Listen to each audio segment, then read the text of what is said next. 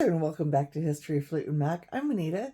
Today we're going to dive right into Lindsey Buckingham and Christine McVie's 1984 solo endeavors. Lindsey Buckingham's album came out a couple weeks after Stevie Nicks' album.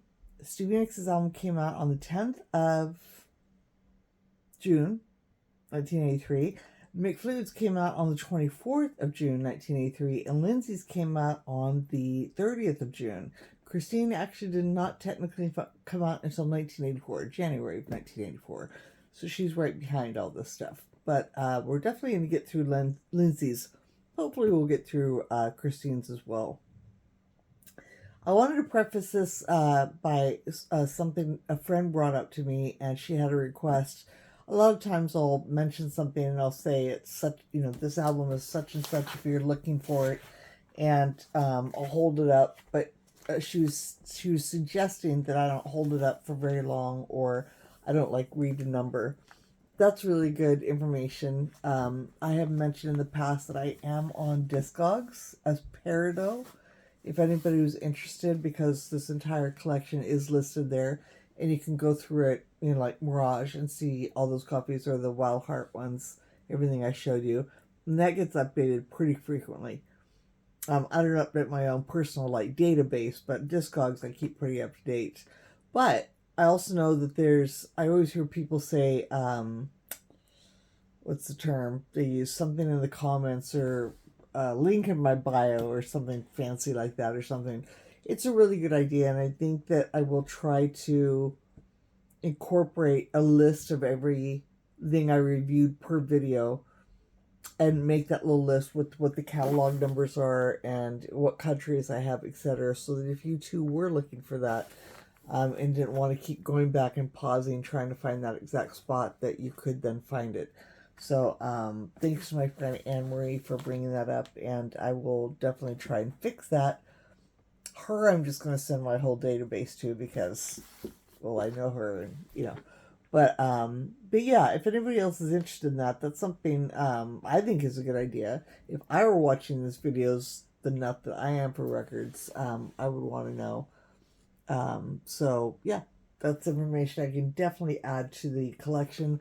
Definitely add the catalog numbers, countries, all that kind of stuff per video, what I've shown you. So going forward, I'm not going to really, she was suggesting kind of make it slow, hold it up a little bit longer and get close, or like I said, read it out.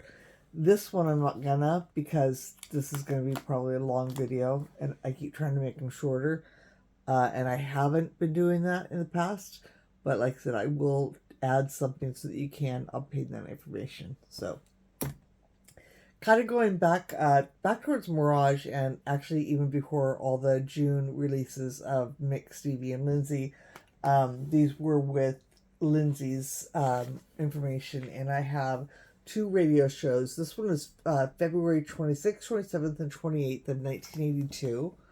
So this would have been prior to Go Insane, not well after, just right in between Law and Order and Go Insane. So this one he could be talking about, well, no, let's see here. Let's answer my own question. This one on this, it's a three disc set. This has Trouble, Frozen Love, Monday Morning. Again, it is the Source radio show with Lindsey. Side 2 has World Turning, I'm So Afraid, Secondhand News. 3 has Go Your Own Way, Never Going Back Again, The Chain, Walk a Thin Line. And then 4, Tusk, Not That Funny, The Ledge, That's All for Everyone, What Makes You Think You're the One. A lot of stuff on here. I Know I'm Not Wrong, That's Enough for Me, Hot Summer Nights. So this is 5, and Don't Let Me Down Again. And I think, yeah, so this is definitely all Johnny Stew, It Was I, and I'll Tell You Now. So this definitely was leaning more on the Law and Order record. So this I probably should have ended his Law and Order stuff with that radio promo. This one is dated March 13th and 14th of 1982. And this is a Robert Morgan special of the week. And I don't think I have anything. I do not have what is on this record. But it was sent with a CD. So, again, much like my friend was asking, I will list that kind of information. Also for me, so I have it down as a, instead of wondering every time I pull a record out. Although that is kind of fun to just pull something out and listen to it. So 2 radio shows that should have gone with Lindsey's shoulda, woulda, coulda, right? Could go with this one here because it's 82, but since it seems to be all music from Law and Order, I'll probably stick it back with the 1981 and 1982. All that said, 1983, before we even get into Go Insane, we have this wonderful little ditty, which was Lindsey Buckingham's contribution to one of 2 contributions to National Lampoon's Vacation soundtrack. This would be Holiday Road. The soundtrack in itself is actually pretty expensive on vinyl. For a while there, it was going for like almost $200. CDs were going for $50 to $75. It kind of wavers in between. But yeah, it's hard to get the soundtrack itself.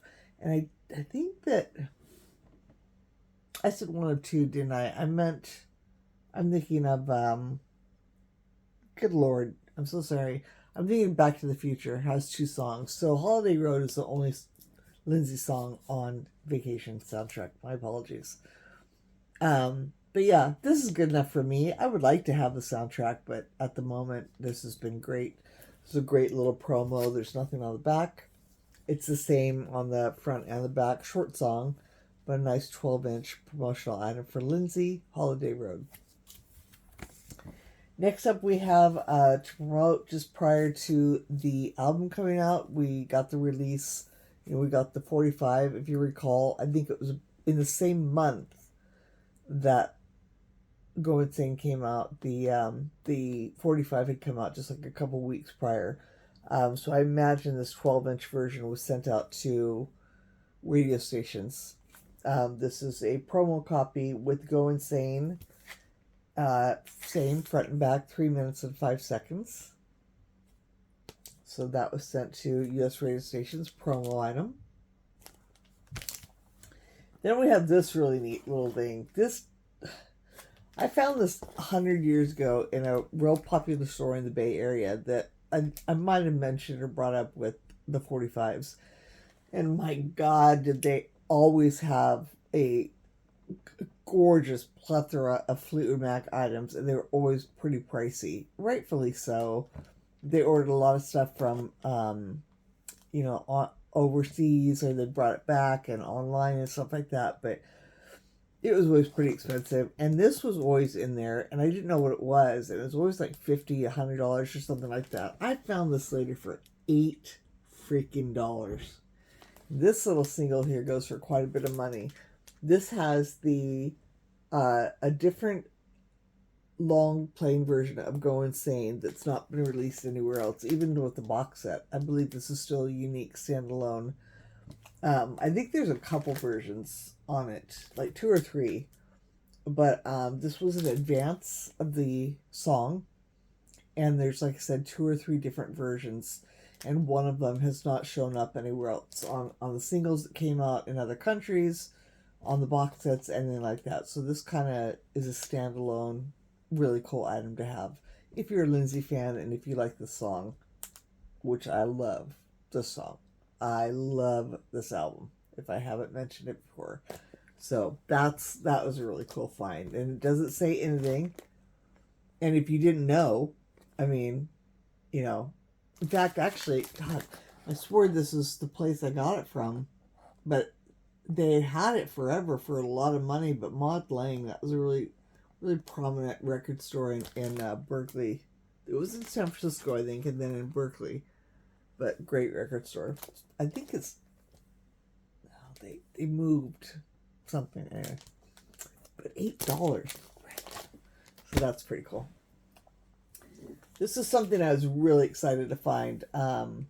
I thought I have this, and then I'll get to this other copy thing in a while. But I thought, cool, I have this, so badass. This is really cool, from West Germany. And then I discovered that there's another copy from, I don't know, somewhere else in Europe. And literally the only difference is that this one has an outline, a white outline, and this one does not. The labels have just the slightest bit. Lindsay's right. See if I can get these two without a glare for you. Probably not.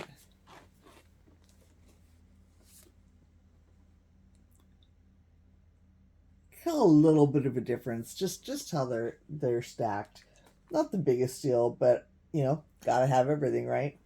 And one is definitely this one is Germany, and this one is, I want to say that it's Germany too, but it's actually doesn't say. So that drives me nuts. And they don't put that on the back or on the record. This is the back of it. So I had a pretty good catalog of Lindsay stuff, and especially with that last one I showed you, that with that different version, I was pretty excited. And then out of nowhere, thinking I had a pretty solid collection, and damn near everything that Lindsay had put out for Go Insane, this thing, which had been out from the time being, was out there. I had never seen this. I was so excited when I found this. Then trying to track one down was crazy. And then I got to meet him. I've met him several times, but then I took this in, and this is one of the things I've had signed to me. So that was pretty awesome. I had it signed mostly because, like I said, it's a pretty obscure single. The 45 is pretty prominent, but not the 12-inch. 12-inch is definitely really, really hard to come by. When I mentioned the singles of 45s for Lindsay, definitely his hardest singles to come by were the why do I keep getting confused? I'm so sorry. Holiday Road and Dancing Across the USA. Those are from Vacation. And then Back to the Future has Time Bomb Town. And so I am right. So there are two songs from Lindsay on Vacation. Jesus, I'm so sorry. When I start talking, I get ahead of myself, and like I said, I don't prep these. I just kind of start talking to you. Anyway, those singles are hard to find. Those 45s are really hard to find. So if you're a Lindsay collector, I would say that that black unmarked one, that's pretty obscure. Yeah, I don't really know how to look for it because there's no catalog number. But if you're wanting like this, or just regular singles from Lindsay from other countries, I would say look for this and those two singles, 45 singles from Vacation, because like I said, those are really hard to find. Holiday Road and Dancing Across the USA. But yeah, this one was really cool, and I had this signed on not his last tour, but a couple tours back, not too long ago. This is the back of it. That's funny, and I'll shove paperwork and stuff. I love when I come to it. I guess this must have been our seat. Why do I have that? That must have been our seat at the show. So I just shoved the paper in there. I'll keep anything like that. Anything. And the single. So, yeah. Really nice find. I just, like I said, it's funny, I think, what it is that when you're a collector, like I said, you don't think you've seen it all. I mean, I'm not trying to sound all fancy pants or, I have it all. Obviously, there's so much I'm missing. And I have a pretty good collection. And I think that's what it is, that I have a pretty good collection. So there's kind of almost a moment where you're like, well, this kind of sucks because there's still stuff I want to find. Right now, I'm really behind on all the current releases. The Vinyl Me Please Mirage, the Vinyl Me Please Mirage, Tango in the Night, and the White Album. The current the most current Belladonna I'm behind on. Um, I'm behind on the Tango of the Night and the Mirage. I think the High Fidelity or whatever like that. And I'm all kind of pent up about it. But I'm like, if I had everything, then there'd be nothing to look for anymore. Which I brought this up before. So I'm not too worried about it because it's kind of fun. There's still going to be stuff that you find later on. I just think this was kind of funny because, like I said, this has been out for so long. So I was really surprised that I hadn't ever seen it. I'd not seen a picture of it. And people's websites, anything. Other collectors who had way more than I did, way back before I really went completely out on eBay and Discogs and really bulked up my collection. I had not seen this, so I think that's what kind of surprised me. So this was a really cool Habs. One of my favorites.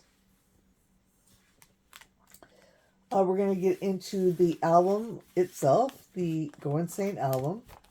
Lindsey looking all 80s. This is the US release. Pretty sure I'm right. Oh, yes. This looks to be a US release with a promo stamp on the back. Again, the media has nothing suggesting as such. Just the outside sleeve.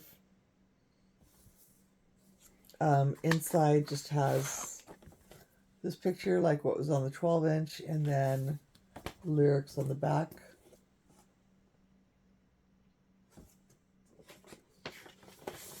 I think the label, that's really cool. Wow.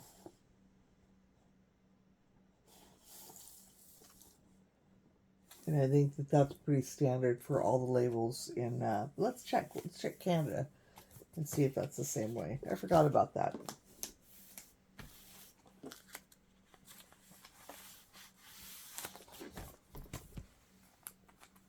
Canada, Maple Leaf.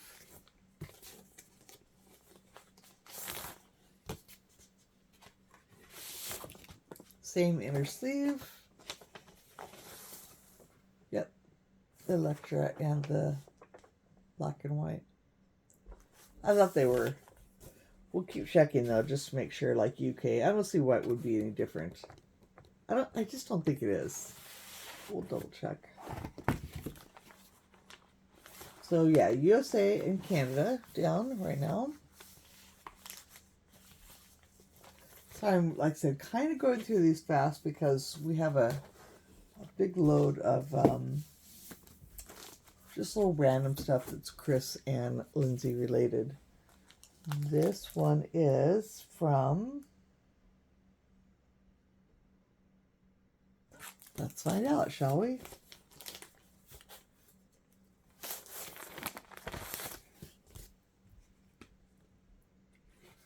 Oh, this one has, yeah, it's the same.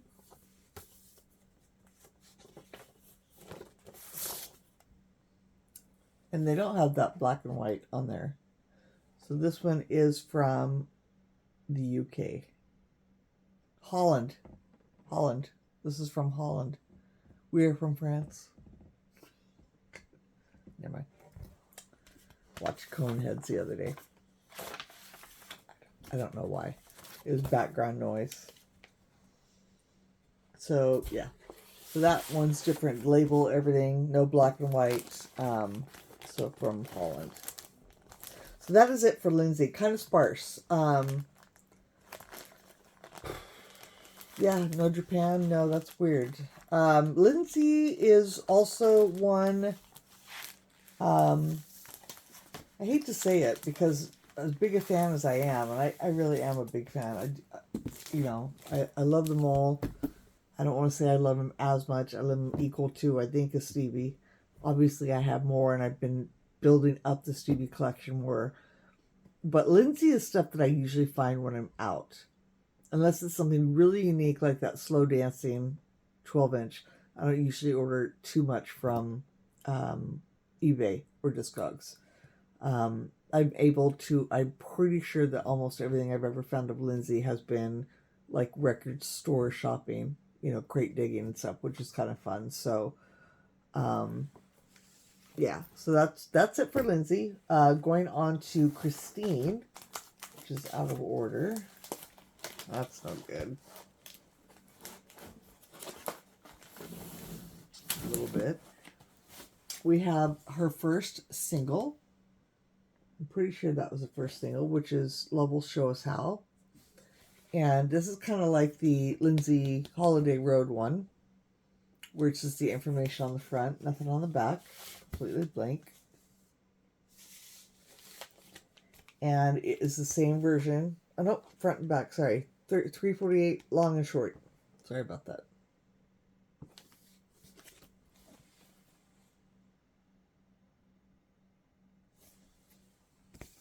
Next up, we have the Gotta Hold On Me single. I like this one. I like this cover. I wish it were a picture of her, but there is a whole, when we get to her cover, there's a whole, did I mention this with the 45s? There's a whole nother session for a completely alternate album cover shot by Helmut Newton. Helmut, is that right? Am I saying that name right? I have seen like little pictures of it. I would give anything to see those in full. They are beautiful and they're so unique. And Helmut is such a photographer. He's just up here in the art world and stuff like that. And I don't know why I got scrapped. I don't know the story. But yeah, I would love to see. So it kind of goes more, actually, it's her like dancing or being held by like a guy who's kind of in the shadows, and just the whole black and white of it kind of goes with this. And I kind of like this whole kind of just weird, kind of jazzy, but somehow still 80s. I don't know why, but it is. Again, nothing on the back of that one. And this one does only have the one version on front and back. So this is still a great album. I mean, it's kind of unique. It's kind of, kind of strange, kind of cool. Very Christine. I'm actually not sure who did do this cover work for her. This is the, I want to say it's the US.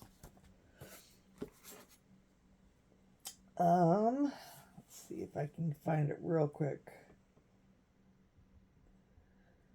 Yep, so art direction, cover design, and cover photography, Brian Griffin. Inner sleeve photography, obviously Sam Emerson, but that Larry Vigone, again, taking care of business, putting it all together. The whole concept and how everything is, where the placement and everything like that. And this is a German release of the album. So yeah, I just, it's kind of like Stevie scrapping her whole stand back video. Like I was talking about in that video. Christine having that whole session. I mean, and it's quite a long session. I mean, even though I was just seeing little thumbnails of it, there's a lot of photos. And yeah, I just don't know why it changed. I just don't know. It's weird. But to see them would be one thing. To own even one would be another. But that would be really cool. But with that in mind, and knowing this one for all these years, I mean, I kind of like it. It's very her. It's kind of pretty. It's kind of dreamlike. It's kind of Kate Bush looking. And I like this sticker on here with the Mirage font. Oh, if I had read the front, it said Germany. There you go. When they had to show that damn magnifying glass again that I used for fun. I don't need it. I really don't need it. This is the USA release, so really not much anything different in here.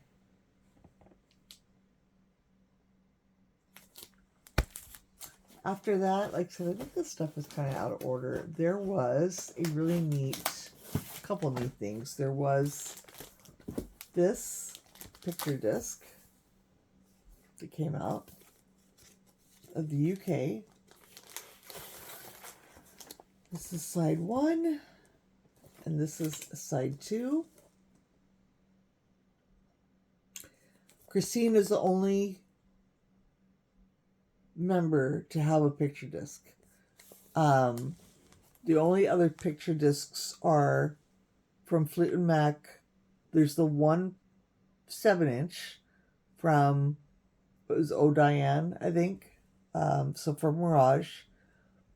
Technically, I guess you could say Stevie being, on the Insider song with Tom Petty, but it's no picture or anything like that. And then we got some picture discs from the band in '87 with several releases, which you'll see coming up pretty soon. And now we have picture discs, with Rumors and the White Album. But Stevie's got to get a picture disc. There's an interview picture disc, but that's an interview with Mick and Lindsey. And it too is from '87. And it's got a picture of her, but it's not like music. Be kind of cool to get a Stevie picture disc. Actually, there's a whole group of people that believe that, and myself included, very possible that both Belladonna and Wild Heart were released on picture disc. There are pictures of them purportedly. I have them, and I've had them on my discs. It's been talked about for years. But being the kind of person I am, when you scan in really close, like where the songs would be and stuff like that, there's not enough room. So we think somebody maybe just made them or something like that. But if they exist, they're rare as hen's teeth. I don't know anybody who has one, anybody who's held one, seen one, anything like that. So, but yeah, that'd be pretty cool to get a Stevie picture disc. But this one I love, of Christine. This is a great have. And again, out of the UK with just 2 songs. Next we have a pretty rare also radio show with Christine that came out in 1984. This one is only it's not very long. It seems like it's about 30 or 40 minutes, and it includes Got a Hold of Me, 1 in a Million, songs from the album, and then it's got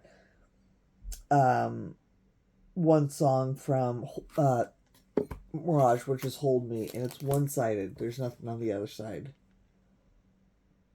And I've only seen this on Discogs otherwise. So this is pretty cool to have.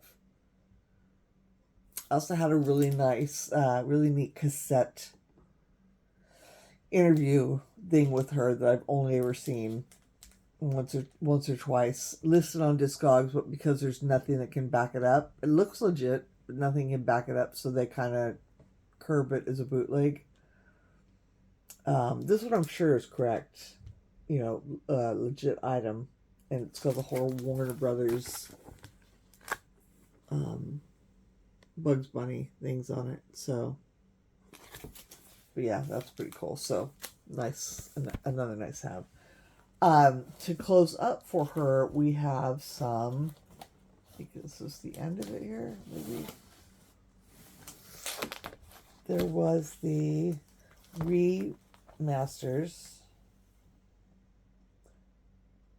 There were 2, well, kind of closing with everything. There's the remaster that came out after she passed away of her 1984 album, and this came out on a really beautiful colored vinyl, Coke bottle green, or kind of like day glow. It's real pretty though.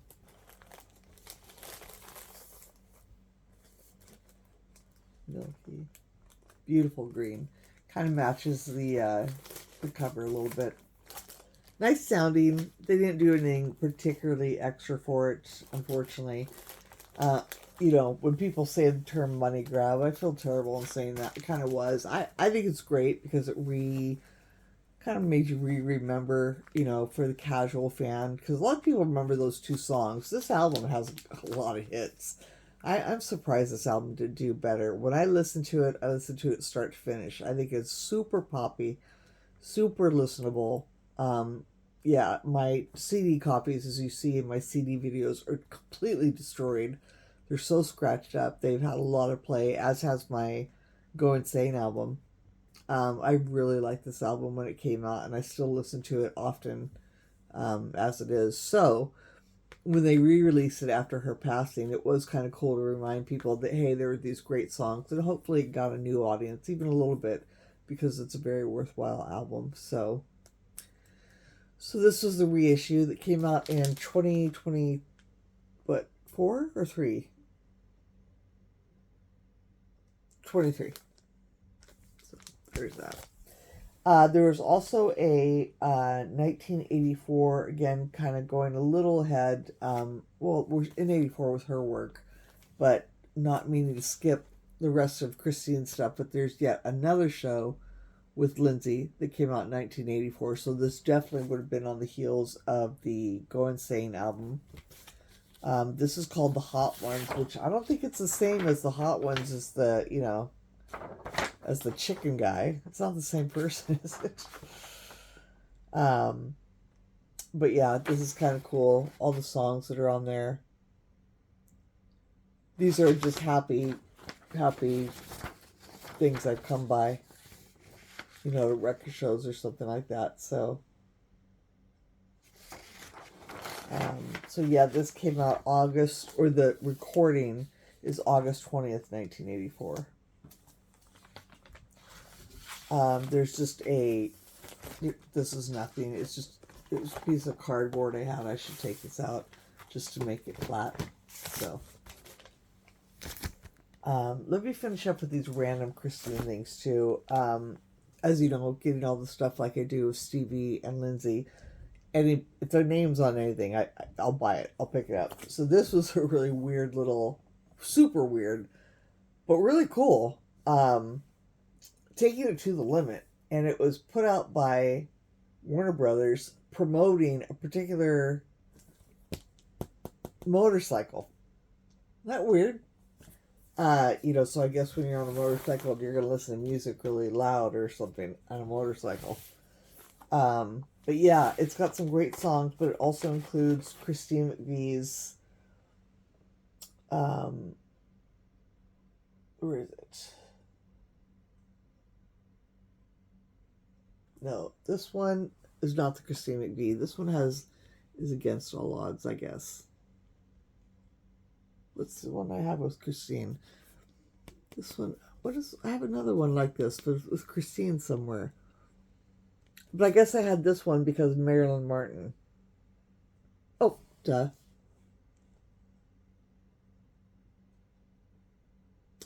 Trying to get through and not rush, but I am rushing. I apologize. So yeah, this was a cool find. But then also it's got Thompson Twins, Jeopardy by Greg Kihn. Love that song. Baby Jane, Rod Stewart, Lucky One, Laura Branigan. It's actually a really nice little compilation. And having 2 Fleetwood Mac references is really great. So this was a really random find. I found like in a dollar bin one time. It's in great shape. So that was kind of a cool item.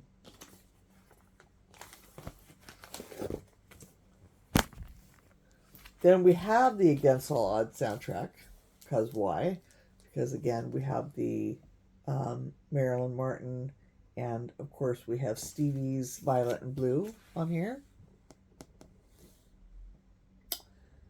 Fun fact, and I still, either I don't pay attention or I have 80, whatever.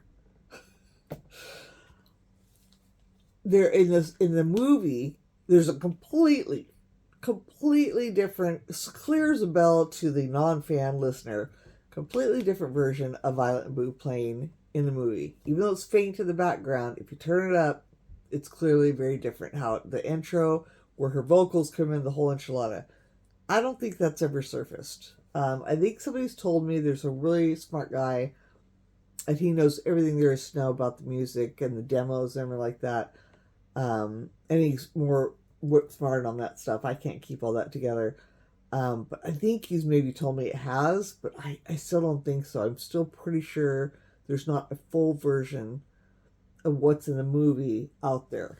But it's really cool. And Violet and Blue is yet another great song of Stevie's, a B-side, movie item. So If you don't have that song in your Stevie Nicks collection, go listen to it right now on YouTube or find a Against All Odds soundtrack. I have the Streets of Fire, a little promo for that because of the Sorcerer. Also, it has all the songs on this are pretty cool. Oh, there's just 3. It's pretty neat. So yeah, written by Stevie Nicks, and it was just cool to have because it was, her vocals are on there, and I love the fix also. Now, I think I mentioned with the, and I'll wrap this video up pretty soon. I think I mentioned with the 45s that this fire ink, it's been suggested.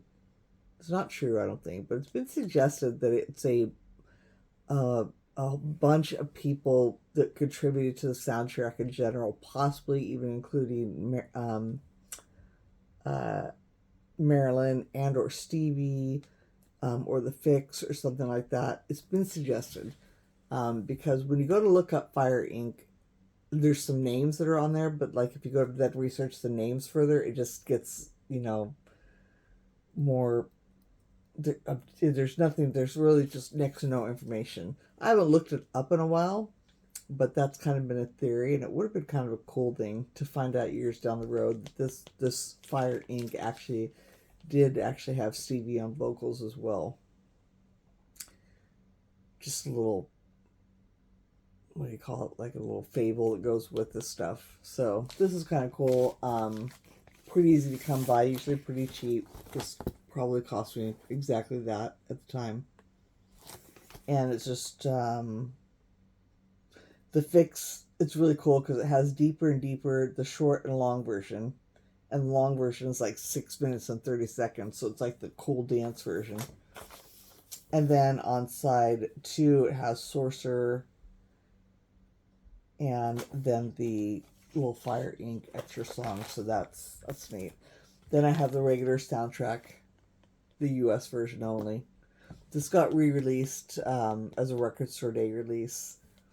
There's also a really neat UK copy that has a cool, like a press kit with it and stuff. No pictures or anything like that, just more for your collection.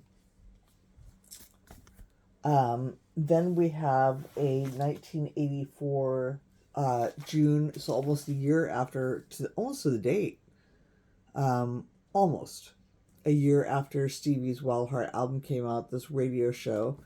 Actually, it's funny, Mick Fleetwood's album came out June 24th, and this, in 83, so this is June 24th, 84.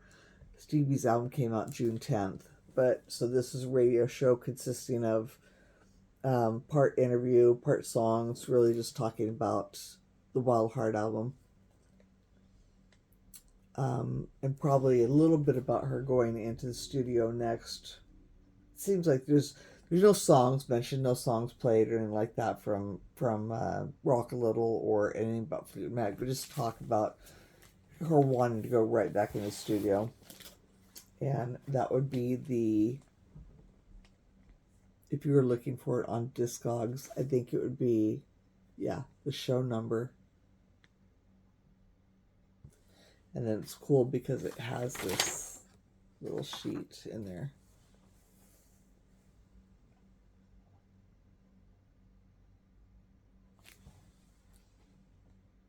Yeah. Rolling Stone's continuous history of rock and roll.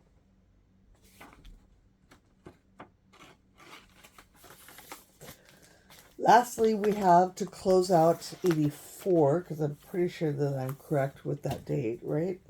Yep. We have Sandy Stewart's album. Sandy Stewart's album is just loaded with Stevie's vocals in the background. Great album. Pretty easy to find on LP, not too expensive, impossible to find on CD. You're going to put out a lot of money. She did do a compilation of two of her albums on one CD, which is pretty affordable. But if you want this album, you're going to pay a price for it. You're going to pay $150 at least. If you have this as a CD, you are very lucky. I would love to have this album on CD. This is a great album. Again, poppy. Poppy is all hell. Very singable. I think all the photography is Herbert Worthington. So Stevie-like, but so her. She's just beautiful. I love these pictures. In the back.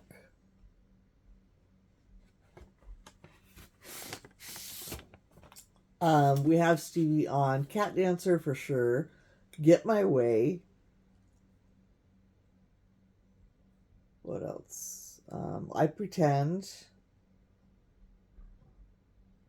It seems like there's one other, but I'm just kind of trying to gloss over it quickly. But the entire, like I said, the entire album is fabulous.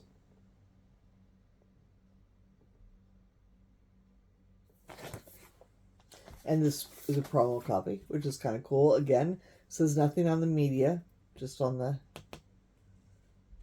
I'm kind of bummed there's a sticker. I should get another copy just so you can have this in full. This is really pretty album cover.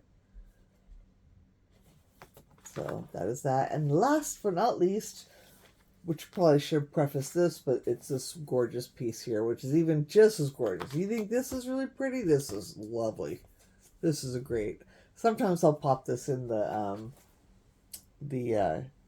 things because it's just such a great picture. It's a lovely picture of her.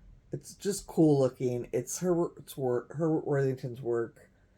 I love this. I love this. So this was a promo. Cool little write-up on the back. Sandy Stewart's forthcoming debut album, Cat Dancer, has 9 well-crafted tracks, all produced and performed with care. We offer you 1/3 of these future pleasures. Don't let us convince you that these tracks are the best of Sandy Stewart. With a little luck, perhaps this is the worst of a great new artist. Okay. Sure, yeah. Odd, but okay. I know what they're trying to say. It just doesn't really translate really well. So this consists of Cat Dancer, Status Victory, and Think of Me. And I don't believe that there's anything special on the inside. But this is in really great shape. I don't think this is too hard to come by. Now this looks just like Stevie's because she was signed onto Stevie's label. Stevie and, I guess, Iovine's label, technically. But Iovine started Modern Records for Stevie, so adding her on there. So, that wraps that up. Sorry for all the errors, as usual. I'm so sorry, but I know that I'm right in my head, but I'll just second guess myself. Also, closing, I want to bring up with my last video and this one, sharp eyes might notice. I normally have a Stevie Nicks record in there. I change it out. But the last record and this record, put in the comments what the connection is to Stevie. Because they're not up there randomly. I know a lot of you do know, but don't spill it all too fast for everybody. Don't be, I know, you know who you are out there. But other people who maybe, don't listen to Stevie as much or, have quite as much music, let me know if you know why Missing Persons, Destination Unknown is up there, and why last week this will be showing on Wednesday, last Saturday, why I had Olivia Newton-John's album up, because it definitely is a Stevie reference. So that'll do it. Thank you all for hanging out with me, for enduring this large pile. It was too long to put in 2 short videos. Would have been too short, but just a little bit almost too long for one video. But I wanted to get through this. And next we're going to move on to, we have some random stuff from 1985, and then we're going to get right into rock a little. So that'll be coming up next. Everybody have a wonderful night. Thank you again for being with me, and we'll see you next time. Bye.